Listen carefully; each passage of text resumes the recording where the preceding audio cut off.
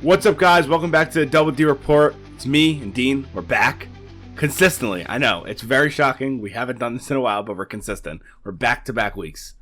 This week is going to be a short podcast, let's say, per se. We're going to be talking about three main things that happened in the sports world.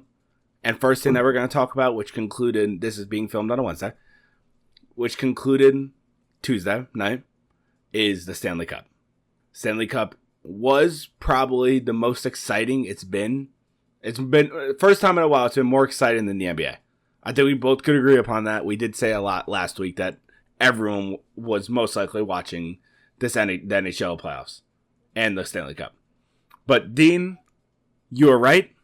I did start it off by saying you were right because you did say Florida was going to win, and now you could go into your tangent. No tangent. I mean, they were just the better team. You know, front, back, middle, left, right, whatever you want to say it, right? They were the better team. Besides game one of this series, really. Game one, they, gave a little bit of an egg, and they even still lost 1-0. I mean, in overtime, not 1-0. They lost in overtime. Game five, game four, I believe. Game four, they kind of laid an egg as well. Being up 3-0, then going down 3, Oilers storming back 3-3 and then winning 4-3 in overtime as well. But other than those two games, which is the only ones that the Oilers won, this was a complete domination of a series, right? The Oilers could not do anything to save their life on a consistent offensive basis. The Panthers were completely blocking the neutral zone with their defensive presence, which was astounding to watch. McDavid, Draisaitl, they really couldn't get going, especially and most importantly, in the clinching game last night, right? They could not do anything. They didn't do anything for that matter. It was a complete domination, really. It's very impressive to see a team of this caliber in the Panthers not only do it last year, but they almost looked better this year. Yeah. And that's only with the addition of Marchand and a few others like Seth Jones, but they just look like a complete team, all on the same page, team effort. They knew what to do in the forecheck, which is what they've done the last 3 years now. They knew what to do defensively. They knew what to do offensively, right? Because they just had to get to the puck to the net, because whether it was Pickard or Skinner in net, it really didn't matter, right? The Oilers just were completely outmatched on the goaltending side of things. It was an awesome series to watch, right? 3 overtime games in the first 4 games, and then the Panthers just dominating the last 2. It was very enjoyable. Yeah.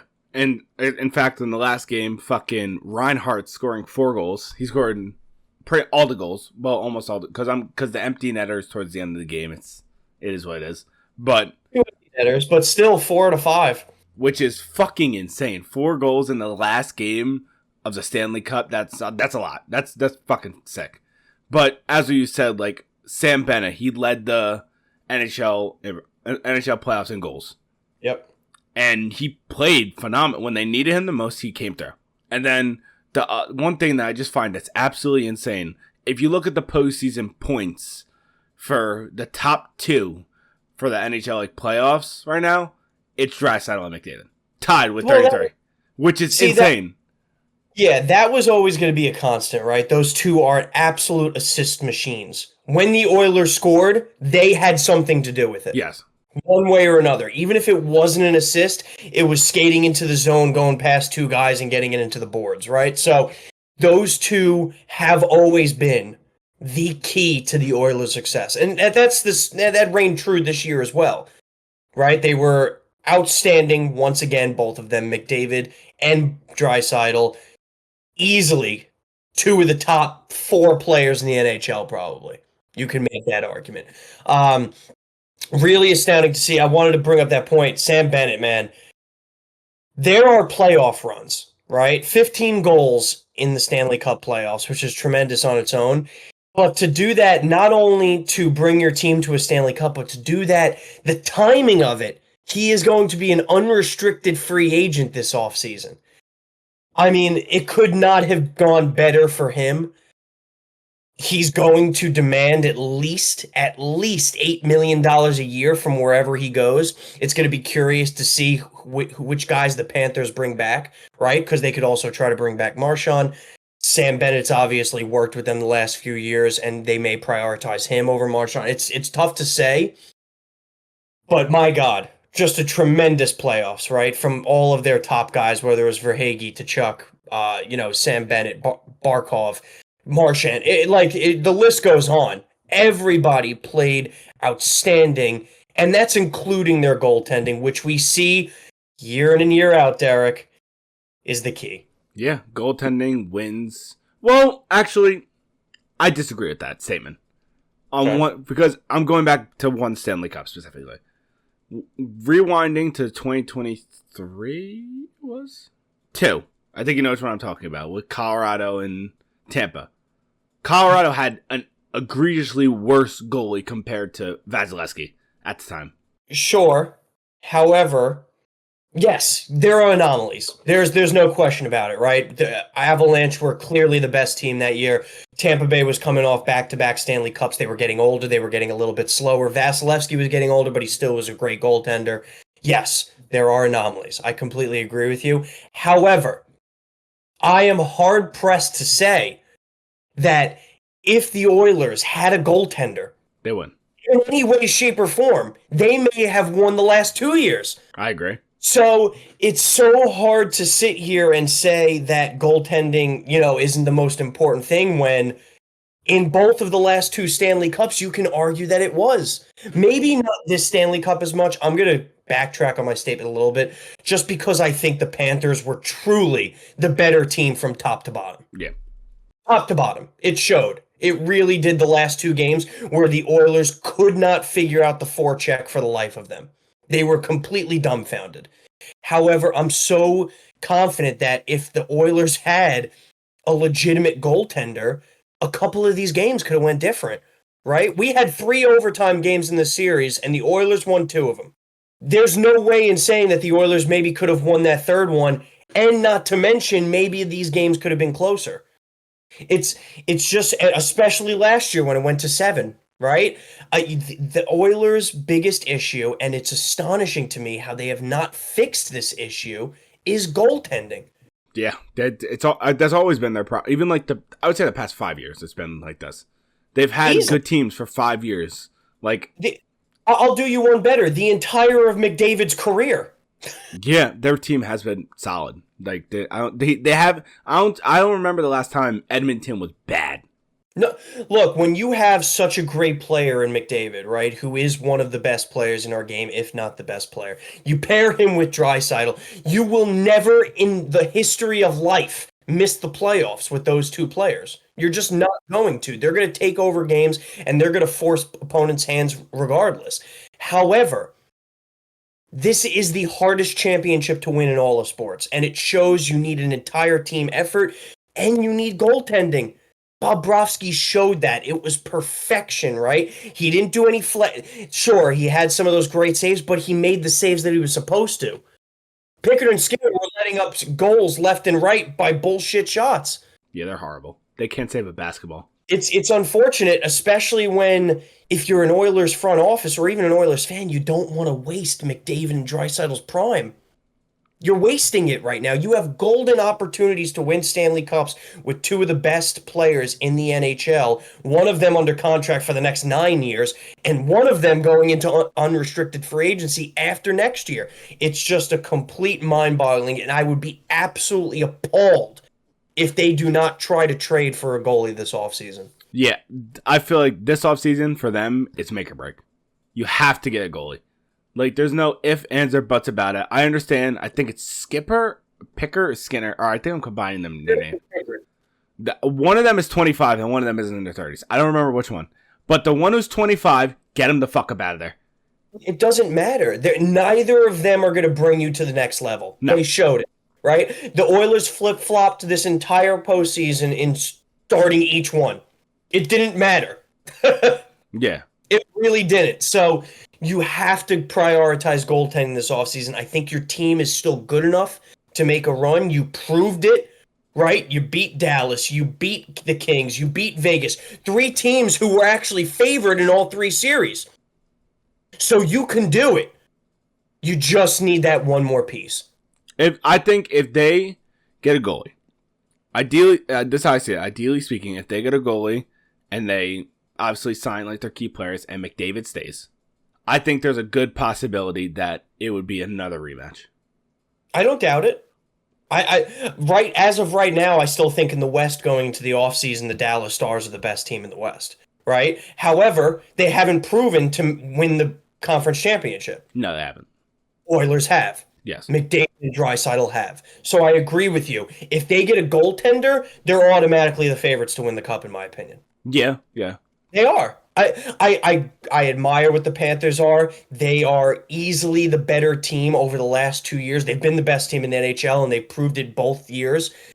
However, they're going to be losing a couple of pieces this offseason. It's inevitable. You can't keep everybody. And the Oilers are right there. They really are. They just need a goaltender. And it's going to be interesting to see this offseason on who they target to go trade for. Yeah, like, this is how close they are to the Stanley Cup. The thinness of this. Like, it's actually insane because just seeing their team, they play so well. And then as soon as they reach the championship, it's the biggest stage of them all. Obviously, you need a solid goalie. You need your goalies to be on top notch. And even in all the games, the first series it went to 5 with LA and Edmonton. Vegas only went 5. Yeah, Vegas won 5. And they beat the Stars in 6, I believe. Yeah, and they beat the Stars in 6. And then they just lost in 6. So it's all they need is maybe a couple defensemen to add on to the deep. Or if you want to fucking risk it and keep them, just stack up your defense. It's their defensive front. Look, a defense wouldn't hurt, right? You had some really good players, obviously, on that team. Matthias Ekholm is one of the best defensive players in the league. You do have some aging players like Darnell Nurse, who should definitely be probably let go. Evan Bouchard's a good defenseman. He just had an absolutely horrific final game. That is after he played so many minutes, right? I think he averaged 24 minutes without overtime each game. So you try to give him a little bit of a break there. But I just think that goaltending is going to decide this team from taking the next step or not. That being said, there are a couple of takeaways, right? One, all the GMs out there in the league, they've seen the blueprint now. The Panthers have it. That's how every team in the league should be trying to build their team. And I think they're going to try to. Secondly, this is a PSA to Connor McDavid. I know a team in the tri-state area who has a great goaltender. If you would like to come play for us. Yeah, but you have a coach. Yes, we do. No, a good coach. We just hired Mike Sullivan. He's a very good coach. We don't know if he's going to be good. How do you know if he's good? He's a 2-time Stanley Cup champion. With other teams, not the Rangers. He doesn't have the knee or curse. You know nothing. Well, you know nothing, Jon Snow. Anyway, that's my PSA to Connor McDavid. If you don't like what you see this offseason, if you don't like what you see next year, go into free agency, see what's out there, come be a legend in New York. He could pull a Gretzky and end up in New York. Gretzky and Messier. Yeah, which would be absolutely crazy to where all the greats from Edmonton just traveled back to fucking New York. Look, yes, Edmonton has the lore, the great one, Gretzky, Messier, winning 4 championships. But my God, and it's the truth, in any sport, right? If you win a championship in New York, you're automatically a legend. That's how it works. Yeah. You can roll your eyes all you want. That's how it works. I'm just thinking on who the legend for the Knicks is. Walt Frazier, back in the 70s. That's it. That's what I was thinking. Even Patrick Ewing, who didn't even win a championship, is a legend just because he brought us there twice. I think Spike Lee is the biggest legend in New York. No, go fuck yourself. Okay? It's just, you're just a useless sack of shit to speak to. Oh my God. All right, but overall, consensually, wow, that's not the right word. Overall, you want to open? Nah, overall, the Stanley Cup this year, it did reach the potential that we all wanted it to be. It was a good series against 2 very, very good teams. Obviously, one without a goalie and one with a goalie. One high-powered offense, one extremely aggressive-ass team that will kill you on the boards will actually yeet you 50 feet in the air. It's good hockey to see. I'm very glad it happened. I feel like that, obviously what we've been going on and on and on and on and on about is the no goalie just fucking them. And now Edmonton's going to go into this fucking offseason thinking, all right, goal number one, sign McDavid. No, goal number one, get a goalie. No, goal number one is sign McDavid. Well, no, goal number one, you have to sign a goalie because that might help signing McDavid. Yeah, look, yes, right. The Edmonton definitely has a couple of priorities to look forward to this offseason, and they have to capitalize on them, right? You do not want McDavid to get to unrestricted free agency. You don't want him to have options. And then on the second hand of that, what you just said, you want to go out and trade for a goaltender who's going to be at least half competent. However, I do want to put the emphasis back on that the Panthers just deserved the Stanley Cup. They were the better team, top to bottom. I don't want to take that away from them. In their wins, outside of overtime, they won 5-1, 5-2, and 6-1. Complete domination in every facet of the game. It took overtime for the Oilers to even come close to beating them in 2 games. And the crazy thing is, in both of those games, the Oilers were down in the game, I believe. They were. And I give the Oilers a lot of props. They put up a lot of fight. In the end, it just didn't matter much because of how good Florida is from top to bottom, forecheck-wise, defense-wise, offensive-wise, goaltending. They really are the perfect team. And now that Florida has done this, Stanley Cup 3 straight years, 2 straight wins, you can start to put them in a dynasty or a conversation. Oh, 100%. With that team, yeah. Because they are. It's really remarkable to see. It's depressing to see for other teams because you're going to have to compete against that and you're going to have to go through them to win the Stanley Cup. But it's a good challenge, and the NHL and the rest of the teams in the NHL need to catch up. All right. Now it's a side question, and it's for one specific player, okay. Mr. McDavid. Yep. Does losing back-to-back Stanley Cups against the same team put a damper on his legacy? Tough question because his legacy still isn't written. He's in his late 20s? 28. That's pretty old I'm pretty sure it's pretty old for hockey. He's got another 7-8 years. Okay. Easy. Okay. Easy. Look, so yes, it sucks. Right? Because you're consistently every single year called the best hockey player in the NHL. Mm-hmm. It's not far-fetched. It's the truth, right? But that's a lot of burden to put on you, especially when you have not won a Stanley Cup, right? Because you think about all the greats in NHL history, Derek, right? Whether you look at all the way back then in Gretzky, Gordie Howe, Mark Messier, then you come to a little bit more in the future, right? Like Lemieux, Yager, Ovechkin, Crosby, all of these players have won championships. They've carried their teams to the promised land, and they've proven that they're one of the best of all time. Does he need to win one? Absolutely. There's no questions asked, if and but or what. I don't give a fuck what you say. He has to win a championship. However, there's a lot of time left, right? Teams can change. Who knows? Maybe they do maybe he re-signs with the Oilers and they can do a complete overhaul, revamp the structure of their team. They come back at it in 2 to 3 years and they're right back there and they win a championship, right? Maybe McDavid leaves Edmonton, goes to another team, wins a championship. There's a lot more time to be said.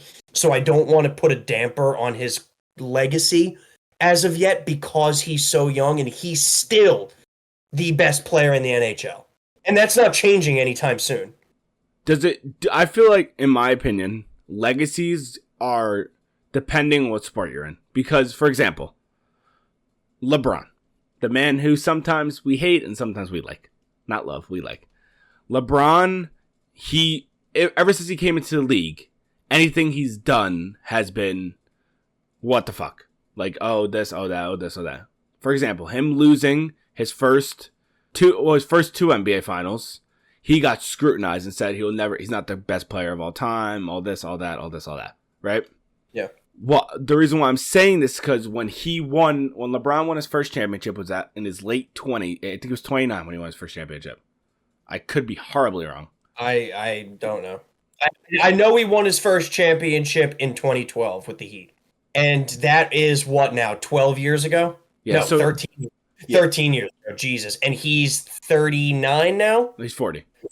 Okay, so he was mid to late 20s. Let's just say he's 26 years old, 27. Okay. So by him losing his first 2 championships, a lot of people said, "Oh, he's never going to reach like this status, such and that, such and such." And also him going on I think he went on a podcast or something. He said that championships shouldn't weigh into your legacy, He's retarded. I think that's the dumbest shit I've ever heard in my life. He's retarded and he's coping. Yeah, I think so too. But I was only asking because I feel like in hockey it's different than in like the NBA. It's different in the sense that hockey is about 50 times harder. Yeah. To win the championship than the NBA. Yeah, right? I think that's why. We've especially seen that the last few years. Where typically how it works is the team who's the best in the NBA, record-wise, everything like that, is typically the team who's going to go on to win the championship. Yeah. That is the farthest thing from the truth. Mm-hmm. I also want to touch on the legacy bit a little. I don't want to get into LeBron, right? I have that could go on for hours, right? By the way, that is the most bullshit thing he ever said. That championships should not be inputted into the conversation. Do you know what I'm talking about, though? Did you hear about that? I've seen the footage. I've seen his quotes. He can go fuck himself. He's just saying that because his records in finals is 4-6. By the way, that's fucking horrible, LeBron. Yeah, it's pretty bad. But moving on, McDavid. I don't want to put on his legacy because I feel like legacy is a term that you use towards the end of a career, right? When everything is said and done, when you have a full picture of somebody, you can start to do it. This guy, his biography is still being written in the NHL. Over 100 points, I think 6 years straight, maybe 7 years straight now. Right, 2 straight finals without a goaltender, 33 points in a postseason and lose it. Like, this guy is the best player in the NHL. He's going to have so much time in his career to win a championship, whether it's at Edmonton or whether it's elsewhere, because wherever he goes, he's going to have a chance. All right, that's my. I think that's my last main thing to talk about with the NHL, but I'm glad I got your side on that because after seeing that LeBron tweet or whatever, I don't know, the clip, it kind of pissed me off and threw me for a loop, and it made me think it doesn't depend on sports. I don't know why it's discussed so much in our sport and why it's the A-all, B-all of everything. Okay, you weren't a great player if you never won a championship. Yeah. It's or if you won one, then you can't be in the same conversation with this person. I hate to break it to LeBron, but losing championships does look bad on you. I hate to break it to LeBron. Yeah. I don't care the teams that you've had. You're considered one of the best players of all time, and he's definitely the best player that we've ever seen. You got to win the championships you go into if you're going to do it. You can't go 4-6. Yeah, 4-6 is pretty fucking bad. But it's not great. Speaking of the NBA, we could segue from the NHL. Our happiness. We will be talking about the off season. Because that's when hockey gets electric again, which I believe hockey post off season is in, what is that, a month and a half? Hockey off season officially begins July 1st. Never mind. For example, Sam Bennett, unrestricted free agent July 1st. So we are quite literally right around the corner from shit getting real. Yeah. Well, by the way, before we even go into that, best move of all time. It's up there for one of the best moves of all time. To not signing because I'm pretty sure they offered him a contract and he chose to say, "I want to wait." It's going to benefit him quite extensively. Oh yes, because the playoffs made his shit go. Yep. Look, that's what legends are made out of, and the timing could not have been better. Oh, perfect fucking timing. But now we gotta go to not perfect timing for the Indiana Pacers. They're in a bad scenario, very bad scenario. They're down 3-2. Against the Oklahoma City Thunder, the best team in the league, and potentially, correct me if I'm wrong, without Tyrese Haliburton. Yeah, he has a calf strain. They're determining how severe it is. He has said if he can walk, he's going to play. I don't doubt him. He's a tough kid. It's his first NBA Finals. I don't expect him not to play. I expect him to play. He's definitely going to be hampered, though. He's not going to be 100%. You got to be very careful with a calf. because that could lead to your Achilles. I mean, look, I know you just mentioned Tyrese Haliburton. This series is over. Yes. I don't mean to be a dick. Indiana put up a great fight. They put up a better fight than I thought they would. I didn't even think they were going to win two games, let alone maybe even one. I said 6-7. Yeah, so good for you, because I give them props. They put up a very good fight against a very good and young Oklahoma City team. Some of their immaturity maybe showed, right, in a couple of the games, not closing them out, specifically game one. But yeah, OKC is the better team. Unless Pascal Siakam turns into like Jesus Christ himself and scores 45 points, I don't foresee them taking this to a game 7. I feel like, all right, I honestly think there's a possibility for them to take them to game 7. Because, correct, I believe game 6 is tomorrow, and then game 7 will be Saturday. Or are they making that Sunday? Game 7 would probably be Sunday. But I feel like this might be craziest statement to say. I don't think they're going to win. I don't. I really, really don't. But if they do hypothetically take it to game 7, I genuinely, in my heart of hearts, think they will win game 7 too. Okay. You see, not only are you stupid, you're dumb. I just said that they will win. I said they're going to win. But I'm saying if the small possibility they win game 6, I think that they're going to have so much fucking momentum. Championship, well, it's also like Siakam has been there. And in his younger age, Siakam was in the championship. He wasn't in this scenario, but he was in the championship. And this is where the veteran can go, all right, motherfuckers, these kids, pretty much, because all of them are younger than him, hop in the bag and learn some shit, and let's fucking go. Look, I'm not doubting Siakam's ability, right? He's been there. He's won a championship with Kawhi before. I get it. It's just, it's too much to put on him, especially when, if you don't have Haliburton, right, or if he's a shell of himself, let's just say he's 50% at best, they're going to be doubling Siakam at every point they can. So you're going to have to rely on guys like Nesmith to take over, Obi Toppin to take over, McConnell. Like this is not a winning situation for you, no matter how you look at it. No, it's just not. I just don't see that being even a scenario. If you want my opinion, the line is 6.5 in favor of OKC. I would put $100 on OKC minus 15. It's either they're going to win by 30 or they're going to win by 1 or 2 or something like that. I don't see, and I've been wrong before. I have been wrong horrifically before. I just don't see how the Pacers, with Haliburton the way he is, have enough firepower to keep this bad boy close. That's fair.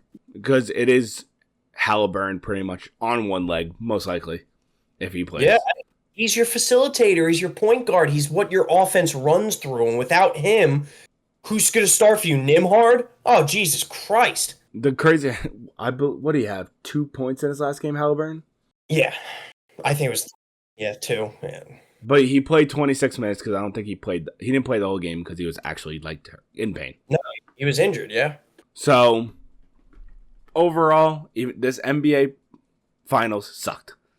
Compared to the NHL, it fucking sucked. Compared to the NHL, yes. There's no ifs, ands, or buts about it. The NHL completely dominated this postseason from top to bottom, really.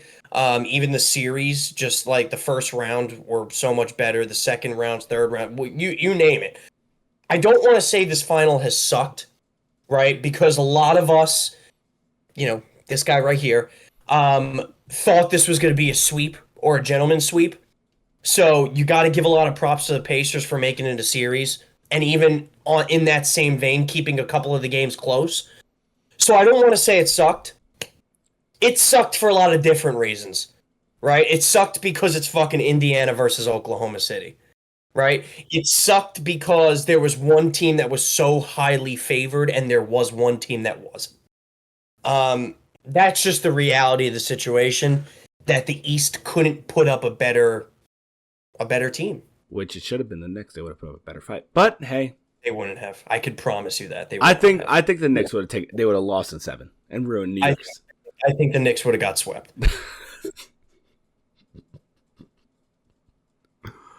I, you know, I'm not even gonna argue. You're a Knicks fan. I don't want you to make you sad, so I'm gonna stop talking about this. But I know the reality of my situation and my livelihood, Derek. you're never gonna see a championship. I have chosen this path for better or for worse. Most of the time for worse. And when they make runs, I'm gonna be happy. But in the back of my head, I know It's never this gonna. this is gonna come to an end. So just enjoy it now. Yeah, because I'm just going to think you like, even when we were doing the podcast of you fucking so happy, we actually might be able to do this, and then just seeing the other downfall of this loss. It's not even the off season yet, and the Knicks have already gotten denied by 4 teams for head coaching interviews. This is just the reality of being a Knicks fan. Just utter disappointment. That's one thing I don't understand. Why would a coach not want to coach the Knicks? It's not up to the coach. Oh, team. Well, Up to the team, because the Knicks requested to interview coaches who are already employed. So so they have to request permission from the teams to interview their coach. And every team so far has said, go fuck yourself. that's fair. So what happens? You guys are going to. So you know what happens now? If you are PSA to everybody now, I said a PSA to McDavid earlier, I'm going to say a PSA to everybody. If you live in the tri-state area and you get a phone call from a random 646 New York area code number, pick it up because they may be requesting to interview you for the head coaching position. That's just on fucking Indeed. Literally, this is what our life has come to, Derek. It's very sad, but hey, going back to the NBA Finals, early congratulations. This might be crazy for me to say. Early congratulations to the Oklahoma City Thunder, the very young team. That's not crazy. They deserve it. They're the best team in the NBA. The Pacers, they had a good run. Let's just say this: if they end up winning this championship game, I don't know. I'll be baffled, and we'll do an emergency podcast. We have to to talk. If the Pacers win, I will video it for all to see. I'll take a second mortgage out on the house, and I'll go put it all on black in Atlantic City. That's how confident I am. That's how confident I am that this series is not going to end up the Pacers' way. Oh God. Well, overall, congratulations to Shai, coach, whoever their coach is. I don't know. I hate the Thunder. Chet, the Williams, both the Williams, Jalen Williams, and Alex Caruso, the bald young man, for capturing his first championship. But, and my condolences to Joshua Giddey for not receiving the championship. He was on the ground like the team when they wanted to be great. 1 year short. You know what?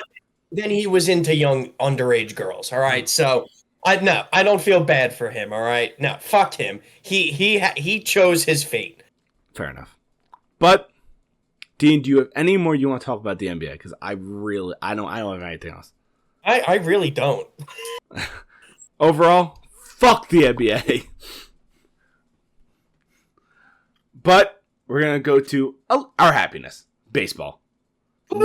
One main huge thing that happened was the babyface assassin, Rafael Devers, got shipped out of Boston and got sent to San Francisco. He got sent to the Bay Area to live his life in happiness, what it seems, because he was not happy with the way he was treated in Boston. And me and Dean both said when he was not even, it didn't look like he wanted to play baseball when he was 0 for 13 to start the year?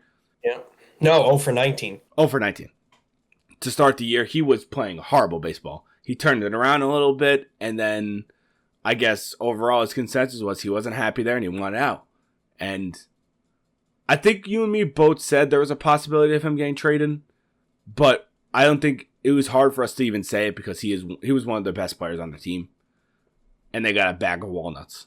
No, look, we did talk about it, right, in the beginning of the season and the offseason because of how much stigma was around it. He was having trouble with the front office and the coaching staff because he was insistent that he wanted to play third base. They signed Alex Bregman. They said, you're not playing third base. Fuck you. He didn't want a DH. They said, go fuck yourself. You're playing DH. Then the Boston Red Sox had some injuries come up. They said, maybe we'll put you at first base. He said, I'm not playing first base. So there was clearly a disconnect between him and the new front office regime. It showed pretty evidently, just dating back to the offseason, which is where we had those conversations. It's just astonishing to me. Not only do the Red Sox trade a star player, right? They did this with Mookie. Now they're doing it with Devers. But you really got shit. I honestly think Cracker Jack sold at Yankee Stadium are worth more than that. I mean, Jordan Hicks has not put it together. He's a good pitcher, though. Kyle Harrison is a prospect for pitching-wise, right? And he could amount to something, but he really hasn't shown much in AAA and then his brief time in the majors.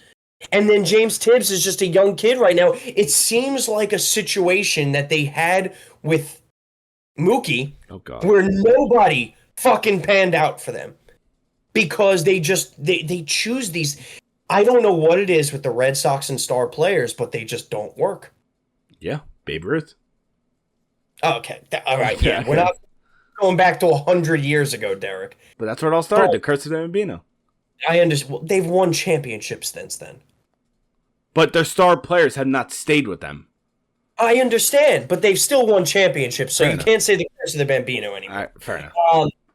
It's just astonishing to me that I feel like they could have gotten more elsewhere. Oh, it almost seems to me like this is on par with the Luka trade, right? Where everybody and their mother hated Nico because of the trade, right? From Dallas to LA.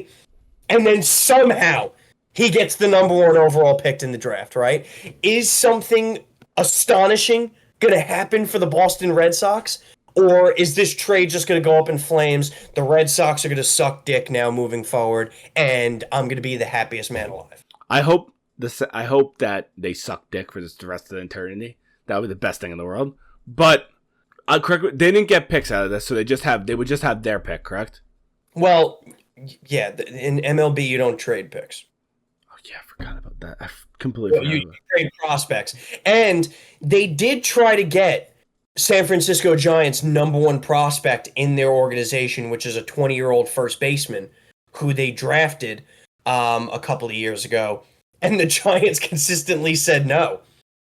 It's almost to me like Boston called them up, offered them Devers, put out there a package that they thought was reasonable, including this number 1 prospect, right? I'm looking at it now, who's the number 19 prospect in baseball, and he's only 19.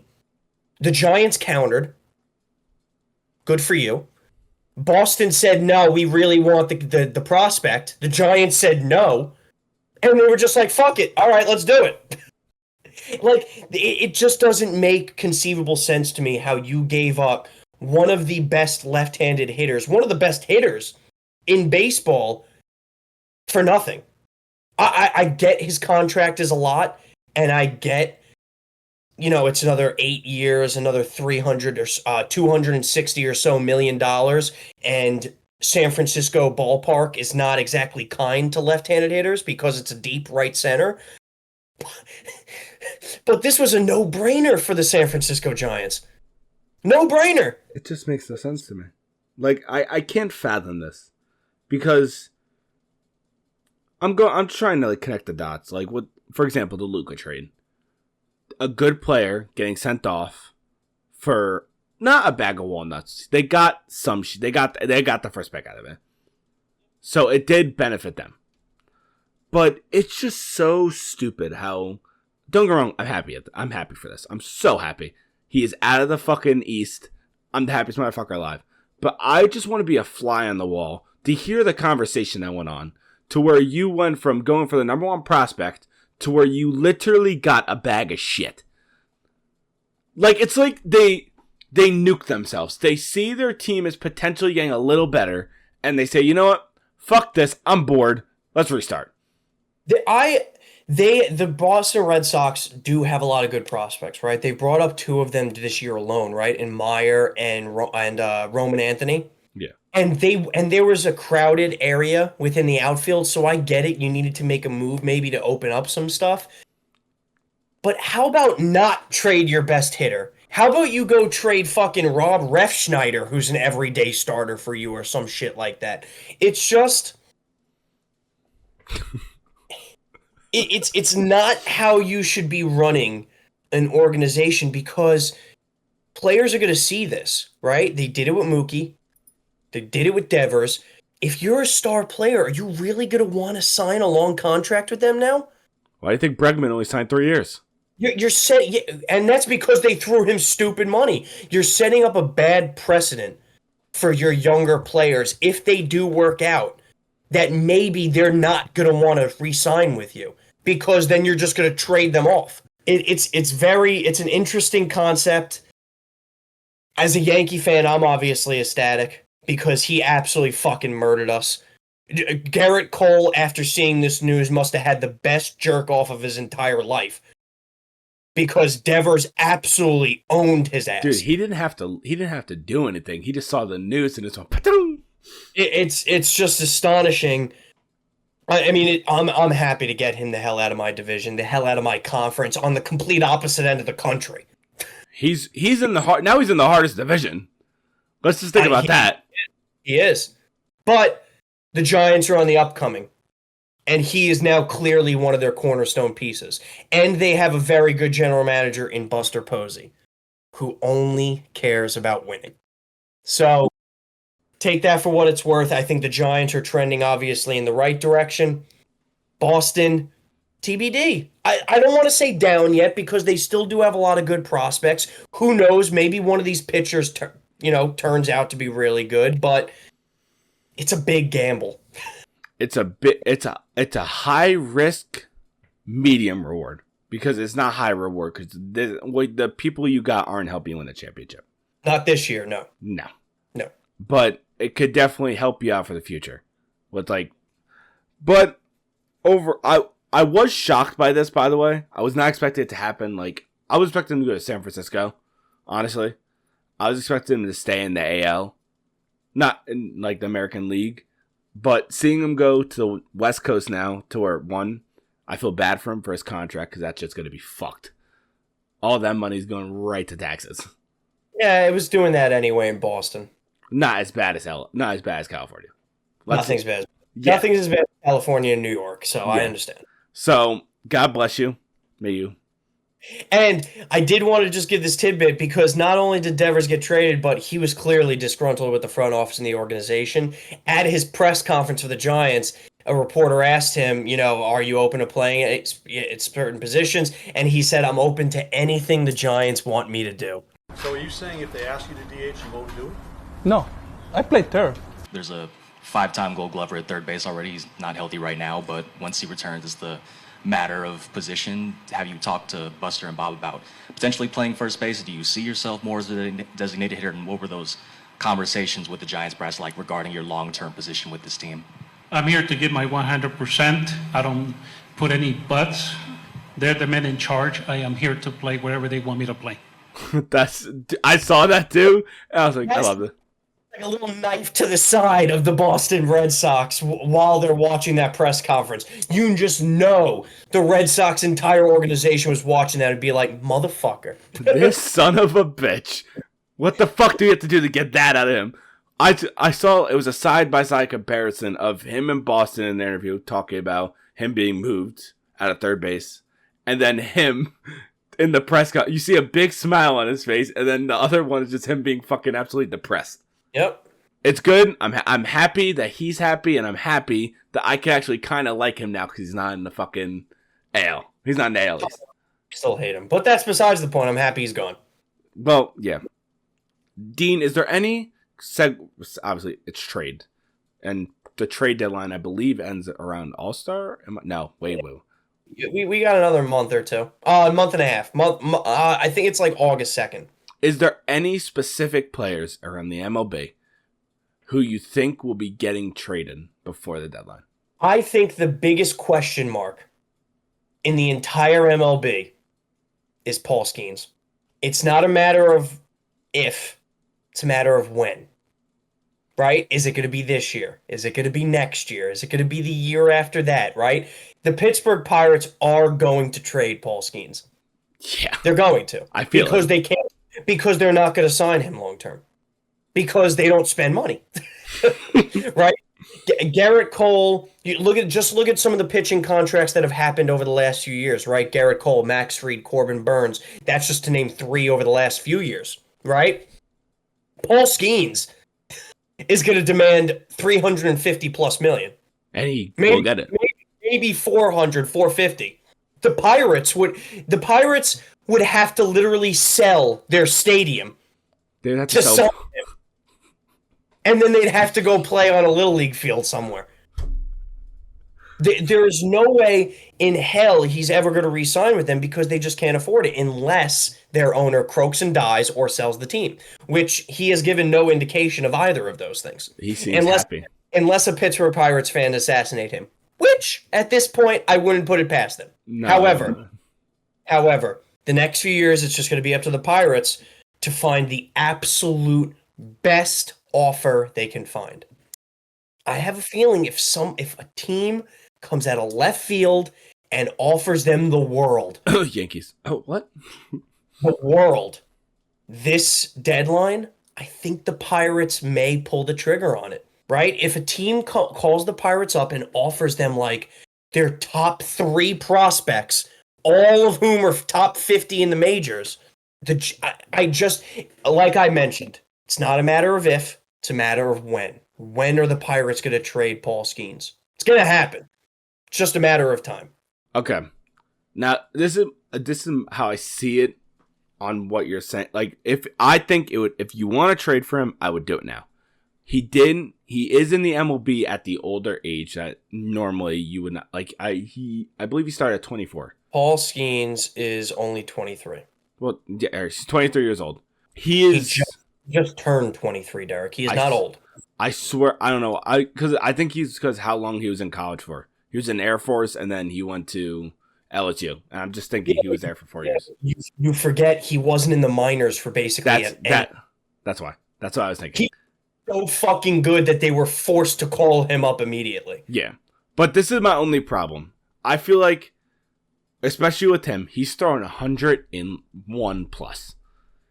I would call him up. I would trade for him sooner than later because that arm is only going to get worse over time. It's inevitable for all pitchers to get Tommy John nowadays, just because of how hard everybody throws. I don't think that should discourage a team because the reality is if you trade for Paul Skeens, right, you're definitely giving up at least your top 2 prospects in your organization. That is non-negotiable. It's just going to happen. So even if he does, and when he does get Tommy John in his career, you're still thinking, not only am I going to trade for him for the rest of his rookie contract, I am 100% offering him the absolute max contract to re-sign with us. The goal for trading for him is not to just have him for the next 3 years, it's to have him for at least 10 years. Yeah. So even if he does hit Tommy John in the next 2 to 3 years, it doesn't matter. He's still young. His arm is going to rebound. Just look at some of the best pitchers in the majors who have done it, right? I would consider that a non-issue, if I'm being honest. Now, segueing again, you're a Yankee fan, a diehard Yankee fan. Yep. Would you be willing to get rid of our top, I'm saying our because I'm a Yankee fan too, our top 3 prospects for Paul Skeens? Derek, there is not a singular player on this organization other than Judge that I would not trade. What about Max Fried? Gone. Really? Or Don? They're both pitching well. That's always why I'm saying them two. Okay. Honestly, no, that's a little crazy, I was about to say. But, no, seriously, in all seriousness, they could pretty much call me up tomorrow if I'm Brian Cashman. And once again, I wish I was because he's a fucking douchebag and I could probably do a better job. But they could literally call me up tomorrow and just name players out, like, just from a fucking list of the MLB top 50 prospects, and I'm saying yes. I'm not even going to ask questions. I'm not even going to counteroffer. Done. Give me Paul Skeens. That when that happens, that's going to shatter the internet. You want Jason Dominguez, Spencer Jones, Will Warren, Anthony Volpe. Oh, my bad. You want New York City for the month of May? God. We'll name it Pittsburgh City for the month of May.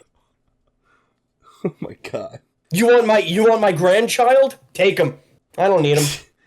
You know, I don't blame you because Skeens is so good. It's a non-negotiable. He's 4-6, and when you look at his stats, I believe he's 4-6. He's 4-6, and he has almost under a 2 ERA. Which is fucking. I feel so bad. The Pirates are absolutely pathetic. Sell the organization. I am starting to legitimately think that some of the College World Series teams right now could beat the Pittsburgh Pirates. Is Paul Skeens pitching? No. Then, yeah, I agree. Because if Paul Skeens is pitching, I think he's actually terrorizing them.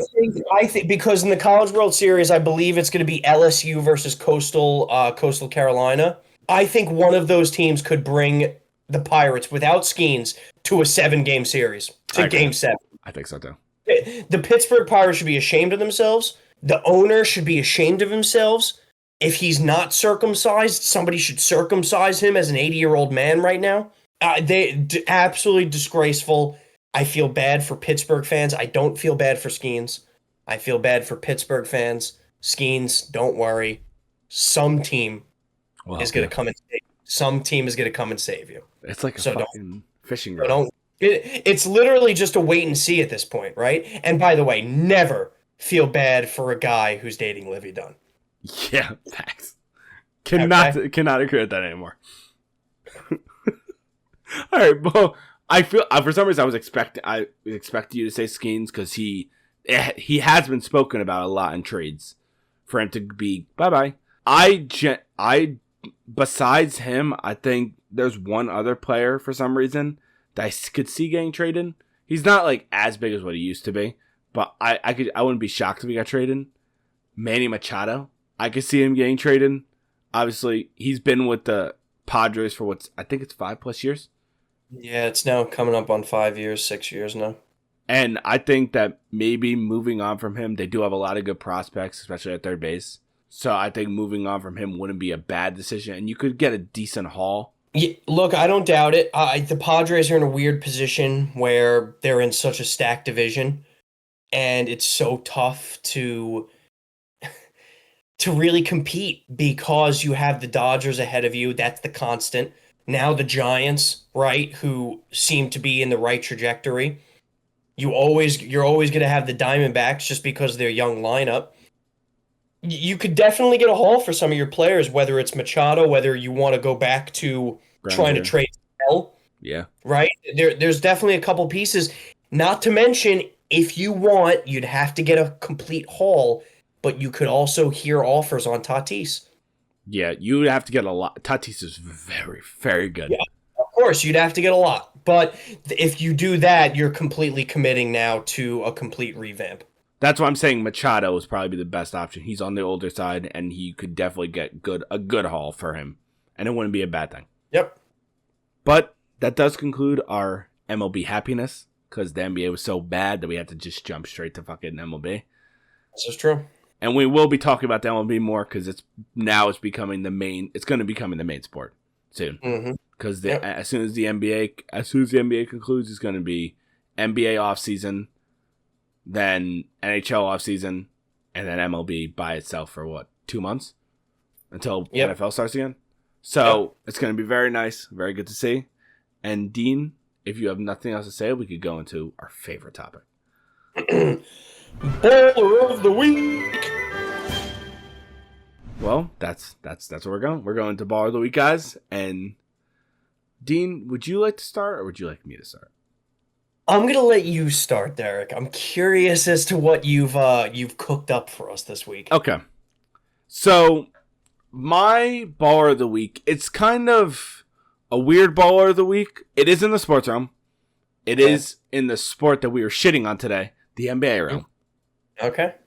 And it's news that came out today, which is very massive. Very, very, very, very massive. I just want to pull up the exact thing. I want to pull up the exact amount of money. So the team that is one of the biggest teams in the NBA, the Los Angeles Lakers, have just been sold. Correct me if I'm wrong. They were sold for $10 billion. The Buss family finally let go and said, "Here you guys go." They didn't specify who they sold it to. They did. They did. They sold it to the owner of the Los Angeles Dodgers. I'm gonna kill myself! Wow. I'm going to kill myself, and it's your fault! Oh, shit. Mm-hmm. Okay. So, going off of that motherfucker, let's just say, Lakers fans, be happy. You saw what they did with Ohtani, all the fucking Yamamoto, all them, while they're all chilling out in the Dodgers over there, and that beautiful holding the ring at the center of the fucking table. Let's hope that you guys can bring it. LeBron might stay and win a ring, honestly, because I only knew that they sold for $10 billion, which is the reason why this is my bar of the week. Is they're their original teams of the NBA. Yep. They were. No one was expecting them to be sold. I believe last year, the year before that, Boston was sold. I think they were valued at a little more though. Yeah, this is the richest selling and the richest valuation in sports history for any team. Yeah. So it's a big deal. $10 billion fucking dollars. The Los Angeles Lakers are sold for, and honestly, congratulations to the Buss family. In general, you had this team for God knows how many years, and you let go, and you got a haul. Your family is set for life. Yep. You do not have to worry about that for a very, very, very long time. So congratulations to the Buss family. Yeah, it's a big sale. Good ball of the week, Derek. That news did just come out today, so well done. Thank you. Mine's going to be very different. Oh, no. So I'm going to get to the silver lining at the end of my baller of the week. Oh, no. But this is really the sadness of the week. Oh, fuck. So bear with me. My baller of the week, or my... I don't even know how to put it, right? Cursed. My cursed of the week. Okay. NHL, Corey Perry. Oh my now, God. for anybody who doesn't know Corey Perry, right? Corey Perry has been in the league for a very long time. He is a forward for the Edmonton Oilers. He's moved around over the last few years of his career. He is now 40 years old, so he's almost done. Should be done. The interesting thing about Corey Perry has been to 5 finals in the last 6 years and has lost all 5. He has lost the last 2 with Edmonton. He lost 1 with the Lightning. 2 with the Lightning, I think. No, 1 with the Lightning. 2 with the Lightning. 2 with the Lightning. 2 with Edmonton. And I believe the other one was the Montreal Canadiens. No, because he lost. No, he lost with the Canadiens. He only lost with Tampa once, and lost the Canadiens the other time. 5 out of 6 years now, he has lost in the Stanley Cup final. So depression of the week, whatever you wanted to say, but the reason he's my baller of the week is because he has yet to kill himself. Oh my God. Or, let me rephrase that a little bit better. He has yet to retire. The absolute sheer will on this man to go to not 1, not 2, not 3, not 4, but 5 Stanley Cups and to lose all 5 and not want to retire or blow your brains out. Corey Perry, everyone has something to learn from you for your resilience and for your beautiful mind. At what point do you start thinking, am I the problem? At what point do you start thinking the devil cursed me? But all right, but let's just we can't move away from this. I believe he won an MVP trophy. I could be horribly wrong. I am almost positive you're horribly wrong. I know he won a trophy. I just don't know what trophy he won. Let me look it up really quickly, all right? So I do want to make this known as well, right? Corey Perry has won a Stanley Cup. Yes, he has. So it's not like he hasn't won ever. I do want to emphasize that, right? He's not completely cursed. He has had an absolutely phenomenal career, almost 1,000 points. He's played in so many games for so many teams. Obviously, a lifelong Anaheim Duck player. But then, yes, Derek is right. He went to Montreal. He went to Dallas, Tampa Bay, Chicago, Edmonton. Right? This guy is. That's who it was. It was Dallas. Yeah, this guy has been around, and he has given his life to hockey, and he's been a great player. Derek is correct. He did win a Hart Trophy. I knew it. Yes, well done, Derek. In the beginning of his career, he had a 50-goal season with 98 points. Seems a little bit low for today's NHL standards, but back then that was obviously a phenomenal year. So I do want to commemorate him for his career. He's definitely coming towards an end. He has now played for 20 years. He is now 40 years old. I'm not entirely sure how much more he has left in the tank. Not only physically, but now emotionally. Going to a cup 5 of the last 6 years and losing all 5.